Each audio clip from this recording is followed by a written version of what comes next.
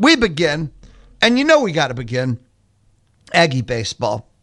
They swept the 2-game series over Texas, the number 2 team in the country.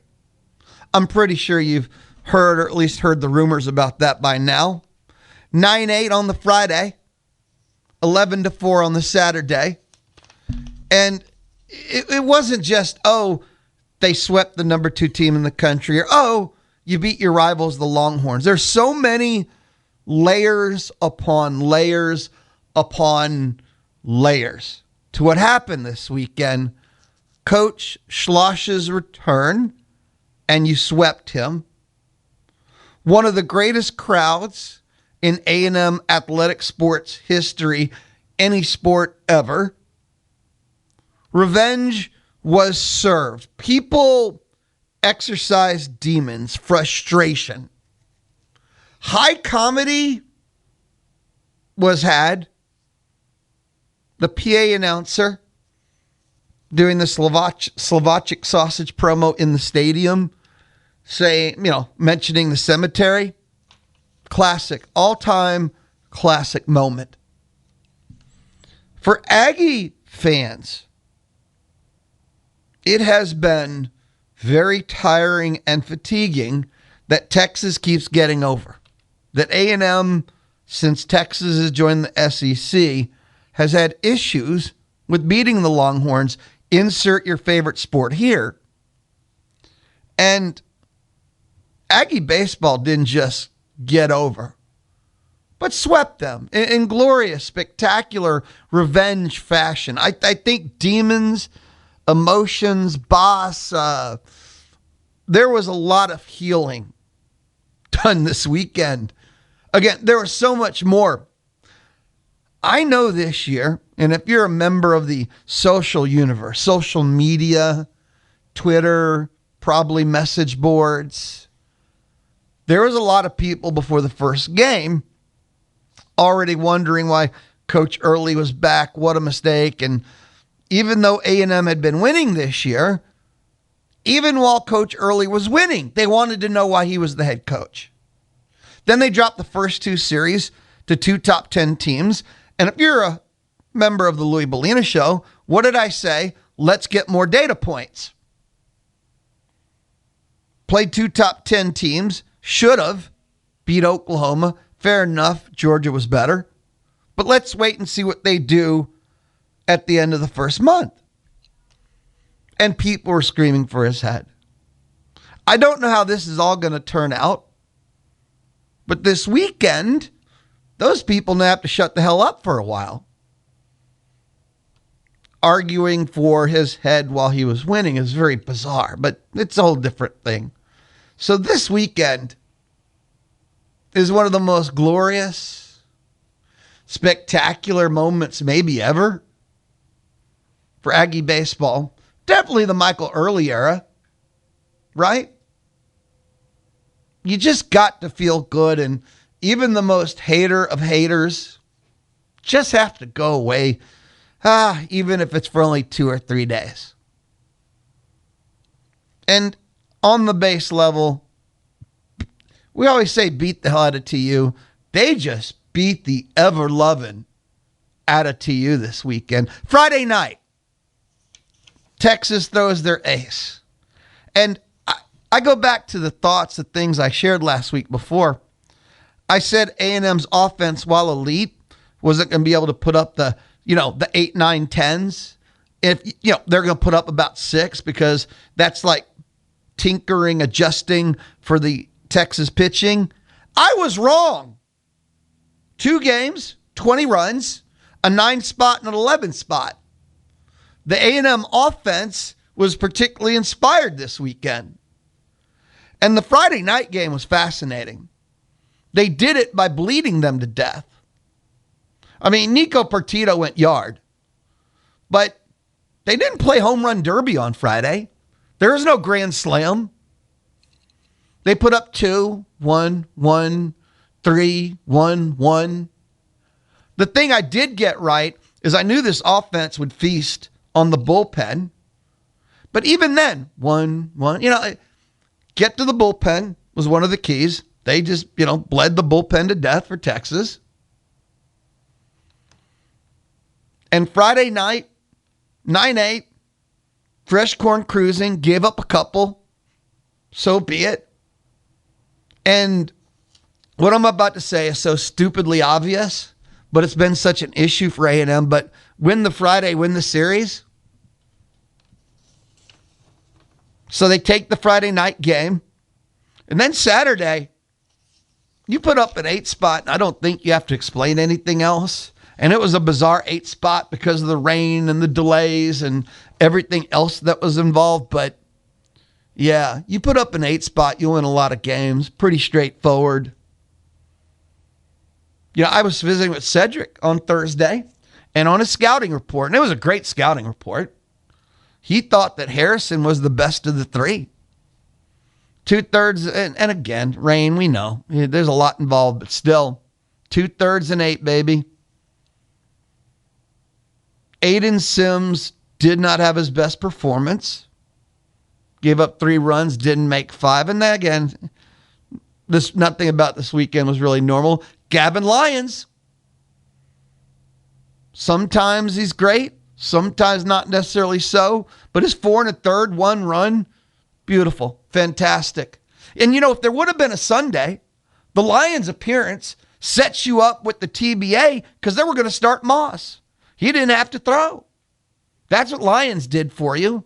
So you'd have had Moss fresh, Cunningham fresh, Freshcorn wouldn't have had to throw, and that's your 3 straight arms for your TBA Sunday. There was a lot of brilliance involved with all this. Caden Sorrell, by the way, yard work in the Saturday game. Peruna in College Station texted, said, in a word, the weekend was satisfying. That is correct, but it was much more than just satisfying. There's got to be much stronger. What is satisfying if it was on steroids and to the 100th power? That would be maybe more corrector or I think to the feeling. I think more. I don't know if there's a corrector and feeling. So yeah, there's just something more to than just satisfying. Because like taking 2 out of 3 from Texas would have been satisfying, but sweeping them, I would argue dominating them. There's a lot involved with this week. For me, I don't know what your experience was like. 979-693-1150. I was actually sad, don't know about you, was dying for that third game to be played because I wanted the full-on sweep. Now, you look up afterwards, A&M is second in the SEC. They're tied with Texas at 9-5, but you have the head-to-head tiebreaker. Georgia's 11-4 in first. A&M and Texas are 9-5, tied for second. Well, you got the head-to-head. A&M second place in the SEC. A&M now is 12th in the RPI.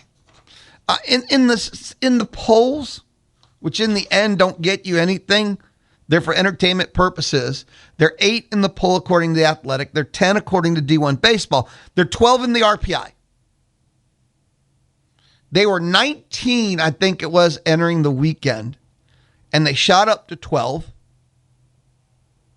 So they're firmly controlling their own destiny to host, and with their remaining schedule, they have the schedule to move up to being a super regional host. They have a brutal schedule remaining. And again, 8 in the Athletic, 10 D1 Baseball, RPI, which if you're looking for committee predictive behavior, that's the important one. RPI is 12 after the weekend. Now, the big picture question becomes, what does it all mean? Like, it was a great weekend. It's the greatest weekend of the Michael Earley era. And it's just, when you put all the pieces together, it's one of those great special event Aggie sports weekends, period. But what does it mean when we take all the emotion out? Well, it shows you they can win a super regional. because no matter what, you won't face anyone better than like a 2 seed. It shows you how they can win a super regional. It shows you they can beat a top 10 team in a series. It shows you they can. Because so far this year, they had not. Now we can no longer have to just say, well, anything's possible, because now they've done it. And I think that's a big thing for a growth of a team. Because you can keep saying till you're blue in the face that anything is possible, right? But until you do it, that's all it is it's like a dream. Well, now, and for the players, belief.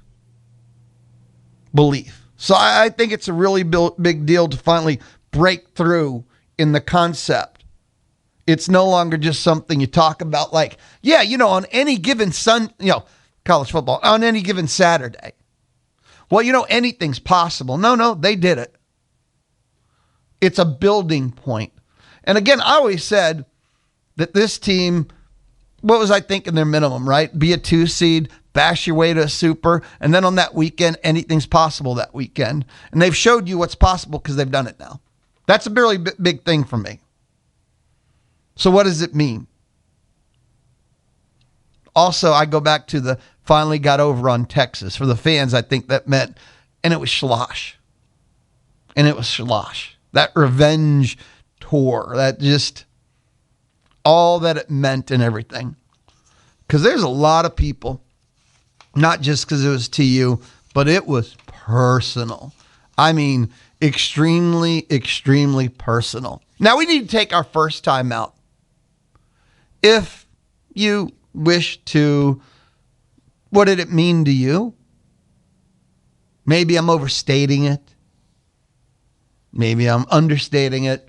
You can text. There's a lot that happened this weekend. 979-693-1150. 979-693-1150. Light up the Texas Mobile and Loop Express inbox. We're just getting started. It is Monday. This is the Louie Bellina Show, presented by CC Electric. Your home for the Houston Astros is Sports Radio 1150 AM and 93.7 FM. The Zone. The Louie Bellina Show. We're just getting started. 11:35 Aggie baseball listen in with Clayton Freshcorn, Caden Sorrell, and of course head coach Michael Earley. 11:55 high school sports update thanks to Kelly Bertdozer. Louie Bellina Show from inside the Charles Schwab studio. Couple of quick text messages. Trey in College Station. The series win is like Notre Dame in football, Georgia in basketball for me. Completely recalibrated the ceiling and the expectations of the season. I'm 90% with you because it has recalibrated the ceiling. I don't know about expectation because they still have pitching woes. I mean, Sadeo, he didn't get shelled, but wasn't necessarily that great. Aiden Sims wasn't bad, but it wasn't necessarily that great. The Gavin Lyons relief appearance saved the Saturday, but you also put up an 8 spot. I mean, you're not going to sell me that the pitching. Friday was 9-8. You still gave up 8 runs, but you're able to get 9. You say it recalibrated the ceiling and expectation. Again, for me, I'm still along the lines of they've got an offense that I think easily mashes its way to a super. And then on that weekend, they've now shown me they can beat a top 10 team, and it's top 8 you expect in a super, right? So, and they've got enough competition left on the schedule. They're going to face more top 10, top 18s, and top 15s that we'll see if this system works. But I didn't see enough necessarily. The Lions' appearance was great. Freshcorn gave up 2 and 3, and, I still don't know if they have the pitching. So I can't say about my expectations because I already thought they were a team that could bash their way to a certain point. It was an elite offense. Now, I also said that this was like their final exam because this is the best pitching staff I think they're going to face until the postseason, and we don't know they're going to face in the postseason, and they destroyed it. So give them their A++. Actually, I've been getting, a lot of people have been linking things for me which I appreciate. Thank you to Fonz01, and thank you to, who else sent me one of these? I've been getting links to other things, pretty cool. John Clendenin, who actually works for us here on the Zone. He does like Navasota football, and he went down to follow, was it College Station High or A&M Consolidated that played Friday in the soccer championships? He covered it for us, but here's a tweet from John Clendenin. Michael Earley now has career wins over Tony Vitello, Paul Maneri, Dave Van Horn, Jay Johnson, Tim Corbin, and Jay Schlossnagel. I said Jay, I know, trust me. And like 3 or 4 of them are on the road. That's a pretty hefty resume, and he's not 2 years complete on the job yet. And another text sent to me, linked to a Ryan Broniger tweet that's pretty awesome. Texas A&M goes 7-1 against Missouri, Vandy, and Texas. And they were swept a year ago by all 3. Think about that. And we knew they were better than a year ago. That's dramatic. That's 0-9 a year ago, Mizzou, Vandy, Texas. 0-9 to 7-1. That is a drastic improvement from a year ago. But we knew they were better. But man, Anonymous texted, my expectation is super regional minimum. Anything more than that, cherry on top. Yeah. And again, that's kind of what I saw in this team, where 2 seed offense will carry them to super, and in the super anything can happen. And then this makes me not just feel better, but I'm like, yeah, that's kind of the min. So Anonymous, I'm with you on that too. 979-693-1150. Again, what does it all mean? That's kind of recalibrated, like that phrase. What did you take from this? I think that almost doesn't matter as much as finally getting over on Texas, getting over on Schloss, people exercising the pent-up frustration, emotion of it all. You know, pride was hurt with Schloss picking Texas. The way it happened, any story that involves a cemetery, bad. When you have to meet at a cemetery, you know you're doing something wrong. And that's not a baseball thing. That's a life thing. If you go, we need to talk about it, but let's meet at the cemetery to discuss the details, you're doing something wrong. Just end the conversation. Yesterday was insane with the 8 or 9 hour rain delay that it was. Okay, perspective on how insane it was.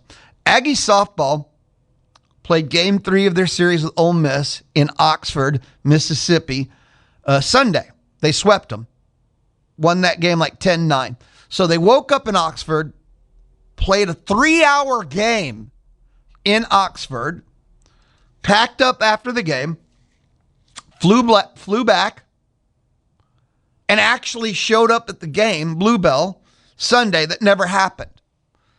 That's how long of a delay it was. Oh, by the way, both games started at 1 o'clock. I didn't tell you that part, did I? Both games started at 1 o'clock. That's how long the delay was. 1 o'clock first pitch, Aggie baseball. Weather delayed, game never happened, you know that.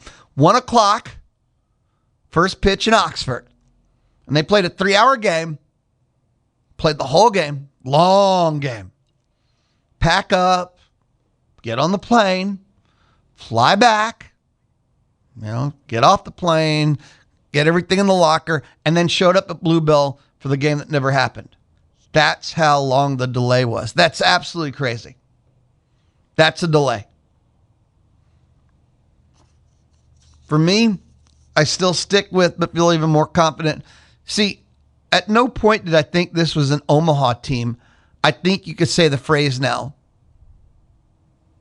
Because they could bash their way to Omaha. I kind of have no doubt they should bash their way to a super. But you could say Omaha. Oh, there's a lot left. I know there's a lot of people that are pissed that people are happy about Aggie baseball and dreaming big about Aggie baseball. I know there's people that are just angry now, but I think you could say Omaha for the first time this year. Not guaranteed. In the Super, it's going to be anything goes. See, the frustrating part is like the offense can't have a bad night. The offense has no wiggle room. And that leaves you no room for error. Jim in Temple says relentless is a better word than satisfying in describing this past weekend of Aggie baseball. So much pent-up Aggie anger over 2 years was channeled the right way in smashing those clowns for 2 games. That way, never be satisfied, Ags. Always be relentless from Jim in Temple. 979-693-1150. 979-693-1150. You can light up the Texas Mobile and Lube Express inbox. Again, for a lot of people, I think it meant a lot of different things, but I know needed. That's another word I can throw into the mix. I know it was needed. Oh, it was needed. Real quick, Diamond mentioned Aggie softball. Yeah, they swept Ole Miss. Aggie softball, at the start of the year, I was trying to struggle to figure out what they were because they could not beat a top 25 team in the non-con. Their pitching's still not very good. The offense is insane. Their pitching steps up at some key moments, while kind of not really being that good. And they are absolutely destroying, I would say, fringe top 25 and below. They're sweeping teams. And it's hard to sweep because SEC doesn't have a lot of bad softball. But if you're not close to their tier, they are just sweeping teams. And then taking a series here, series there. They're gonna be hosting, even though, again, I haven't checked it. I need to see if they moved into a hosting spot yet, because they were at 19. No, they were 20 entering the weekend, but they just went out on the road and swept Ole Miss. So they're doing something to overcome the non-con, which is sweeping teams. And they do it a lot of different fashions. But this offense, the Michaela Wark signing, it's fun to watch a connection because her and hitting coach, they're speaking the same language. And watching her do what she's done this year is insane. She homered like Friday and Sunday.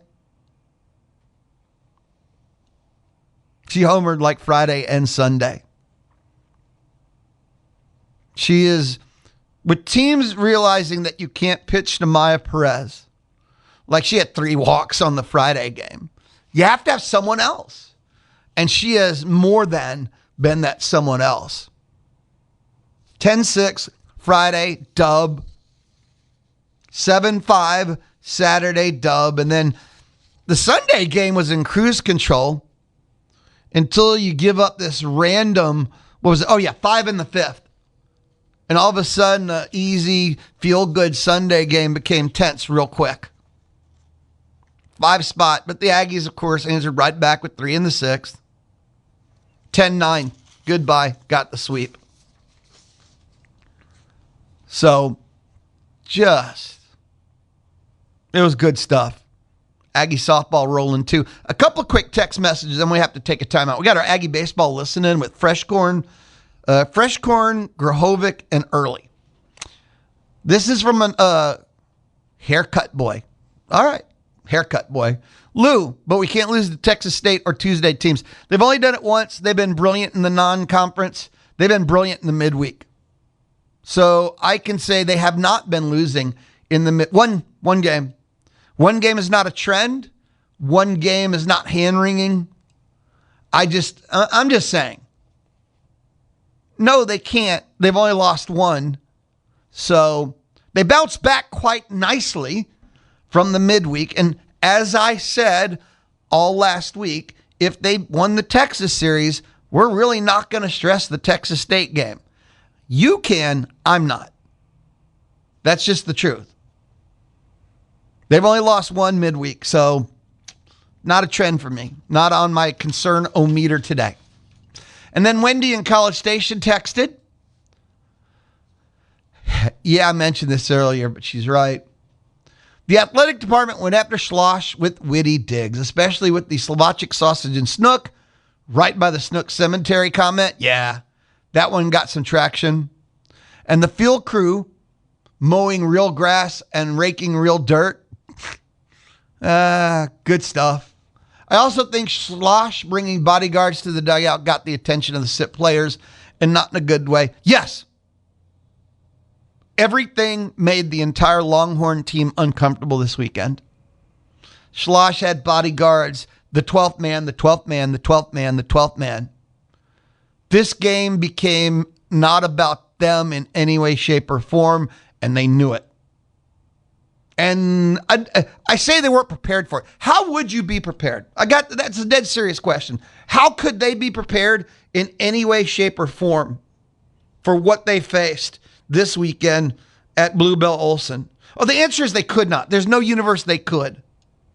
And whether Schloss just thought they'd get over it, or the answer is there's nothing he could have done to prepare them.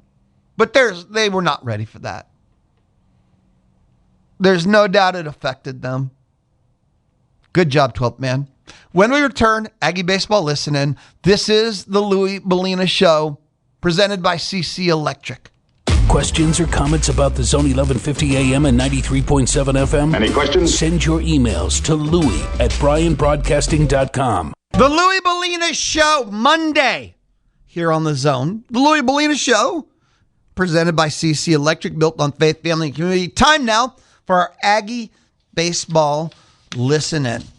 After the Friday night 9-8 win, here is what Clayton Freshcorn had to say. Hey Clayton, Mike said that you went into JK and said, I want the ball. What sparked that? What was that conversation like, and what did it mean to you to have that conversation? I want to win, and I want to help this team at any case that I can. I want to throw as much as possible, and I feel like when I'm in my groove that I think that we can win. So I just went up there. I just said I want to throw as much as possible. And it was pretty much a agreed conversation that we were in the same headspace, and that was it. Was there any part of that? What brought that on? What sparked the desire to have that conversation? I just feel like some weekends I wasn't getting as many appearances as much as I wanted to, and I wanted to throw as much as possible, like I said, and win as much as possible, and I wanted to help us as much as I could.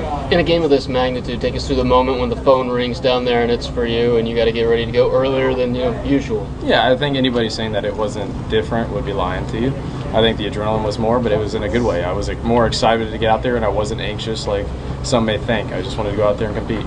How big was that shutdown inning that you got, that first one you went in, and just how you felt like maybe that helped you guys turn the tide? I think it set the tone. I went out there and I had myself in a little sticky situation. I felt like I was able to get out of it like I did, and I think it set the tone that, we're just going to roll. We're going to go.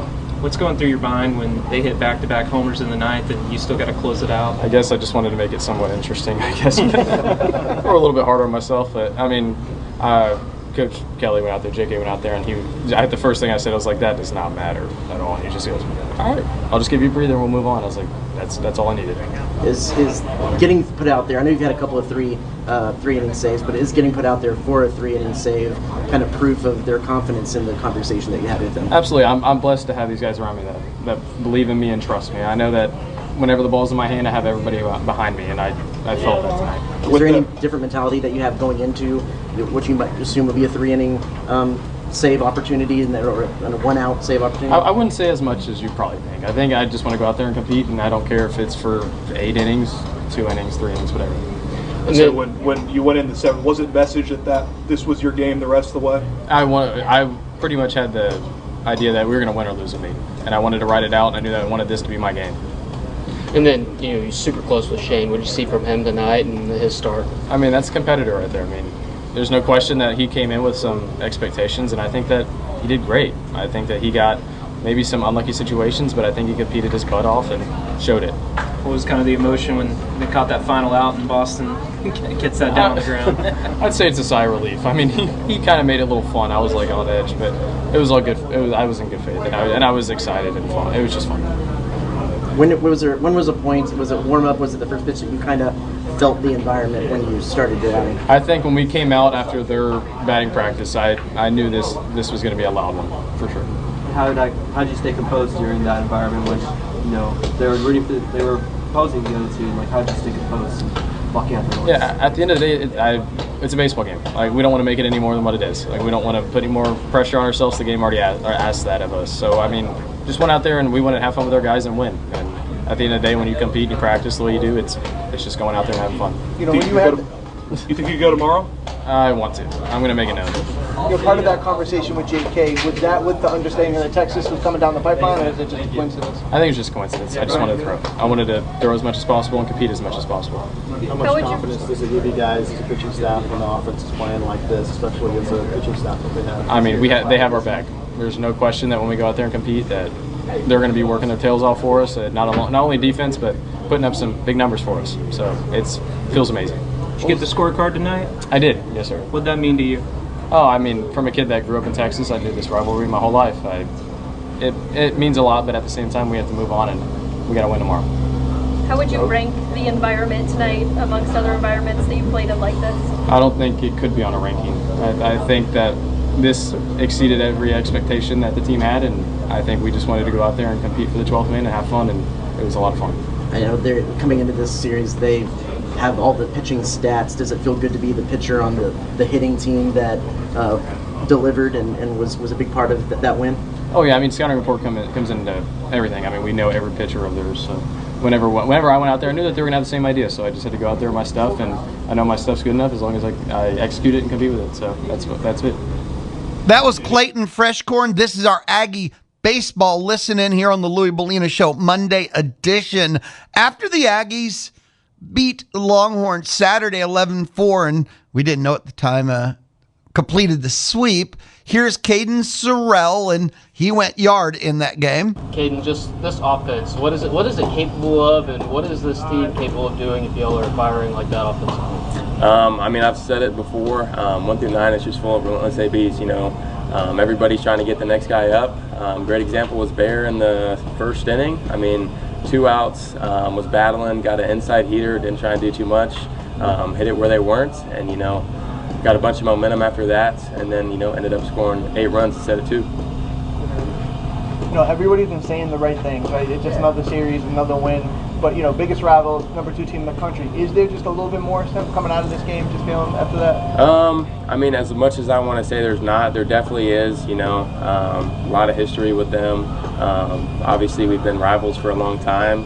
And, you know, obviously with the stuff that happened a couple of years ago, it's a little more personal. So it definitely feels good to, you know, go out there and get a series win. We've talked a lot about those who left, but last night we talked to Gavin, today we talked to you. What does this weekend say about those who stayed?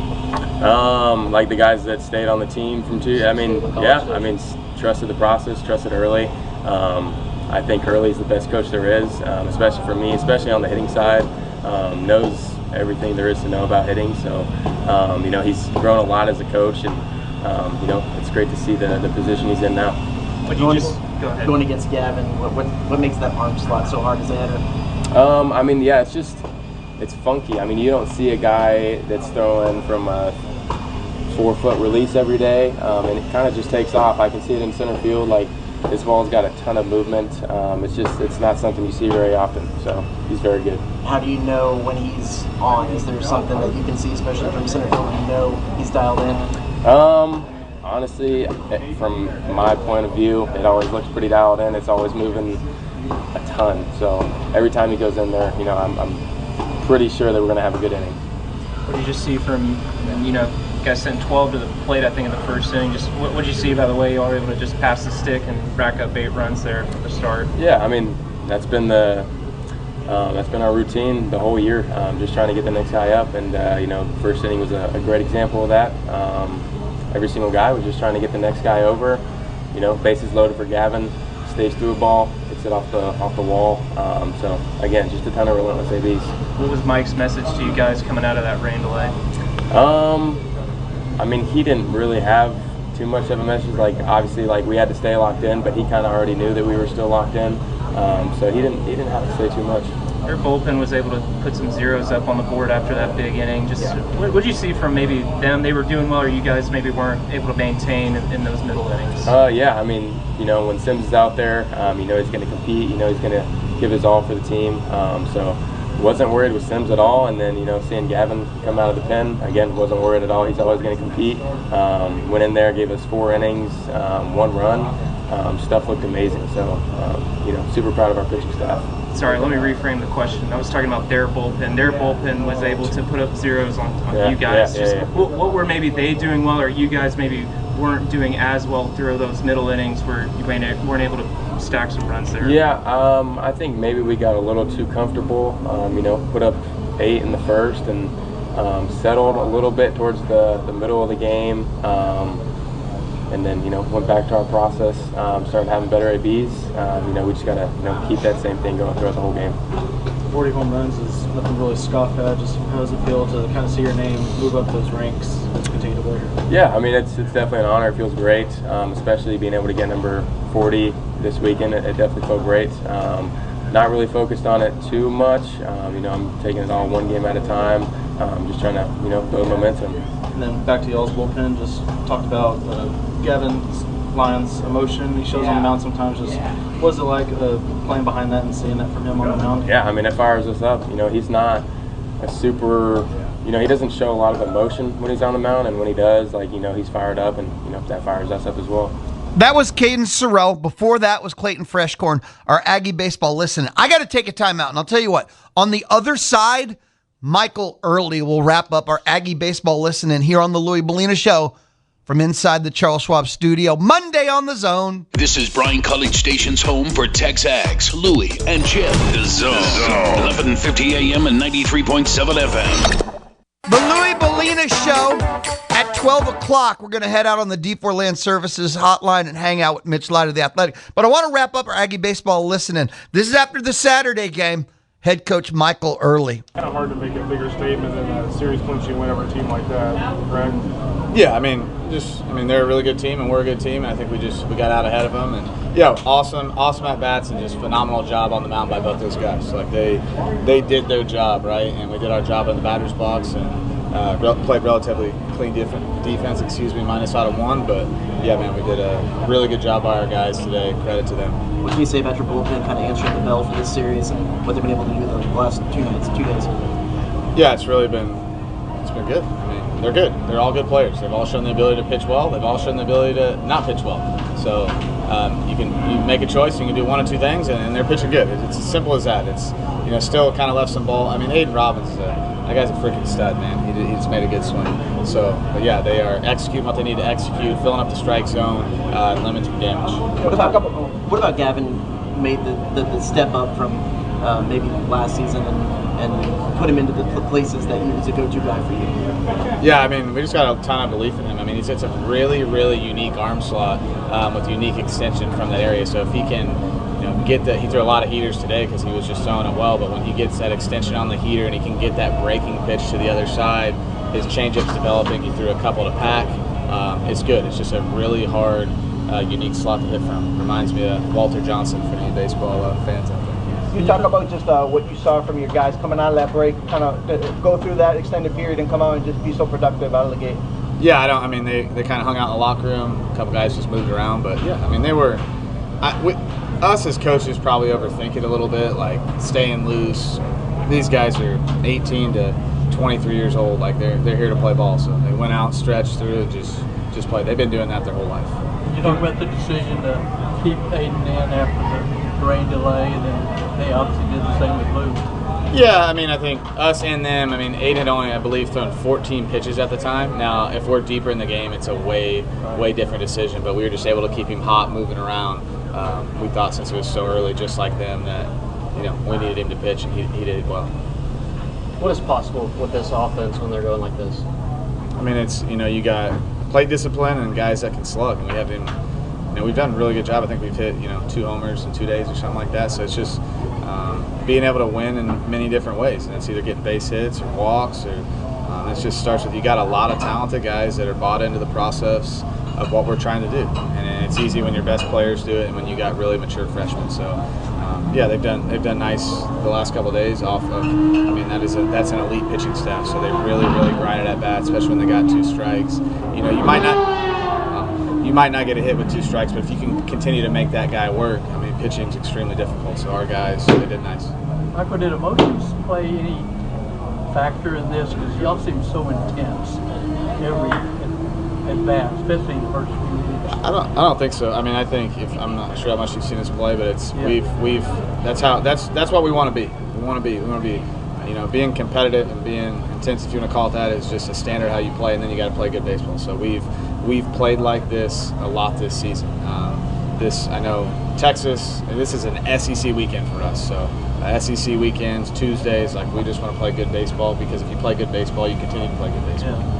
Their bullpen was able to get some scoreless frames once Harrison got out. Just what did you see from them that maybe they were doing well, or you guys maybe got away from in some of those middle innings? I mean, that Walsh kid, he's really good. I mean, he's got a lower slot on his heater, can run up to 97. He's got a really good cutter that he gets to the other side of the plate. I mean, that guy's, he just did a nice job. I mean, he filled it up. He pitched to both sides. He kind of kept us off balance, and I think Sorrell got to him, but I think that dude's really good. Nothing in particular, but besides the fact he just made really, really good pitches and hitting's tough. What do you see from Luke Harrison that he just kind of blew up like that? He hadn't done that all year. Yeah, I think just when today, and that guy's obviously really good. He's had a really good career, and he'll have a great season. He just, when it was over the plate, we got it. When it wasn't, we didn't swing. Simple as that. Nothing more to it. Have you decided what you guys are doing starting-wise, pitching tomorrow? No, we haven't. It's likely Weston, but just talk about it, confirm, and then kind of move forward. Obviously no grand statements at this point in time. But what does a series like this do for your club, and maybe just what have you learned about these guys this weekend? Yeah, winning in this league it's so hard. You look around the scores every weekend, you think one team's going to beat the next, and it is a freaking grind, and we're not done yet. We have a game tomorrow. Yeah, we won the series, awesome, but you play 30 SEC games, and we got one tomorrow, and the value of each win just continues to pick up as you move through the season. So we got to attack tomorrow as a sense of urgency. A lot of the home runs have been with 2 strikes. Any through line to why maybe some balls are getting up in that count, something you can fix moving forward? Yeah, you can't leave balls over the heart of the plate to guys like Aiden Robbins. And that dude is a special hitter. So you can't make too many mistakes against him.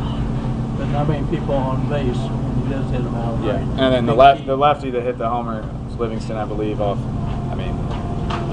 Threw a good cutter, and he just got to it. The shape of it was great. The guy made a good swing. A&M baseball head coach Michael Earley wraps up our Aggie baseball listen-in. Now, still to come, 12 o'clock, Mitch Light of The Athletic on the D4 Land Services hotline at 1:20. The ticket booth is going to open thanks to Dixie Tire Company. I've got 2 pair of tickets to give away to go see the Houston Astros. Thank you, Dixie Tire Company. At 1:35, it's an Aggie football listen-in. Between now and then, we got to talk some Buckyball. He got the leading returning scorer in the country out of the portal. Astros, last week, they went 0-for. They're on a 7-game losing streak. On the road trip, West Coast, 3 different starting pitchers had to be sent home to have their injuries evaluated. It's true. It's true. We'll talk Rangers and more. We're just getting started. This is the Louis Molina Show, presented by CC Electric. They do free estimates. They have military and veteran discounts. They're CC Electric. And I'll tell you what else I know we're going to do. Probably maybe 12:35, to be honest with you. A huge text message sweep, because a lot of people think and feel a lot of different ways after the sweep of Texas. So, yeah, we got a huge text message sweep to come. I'll be right back.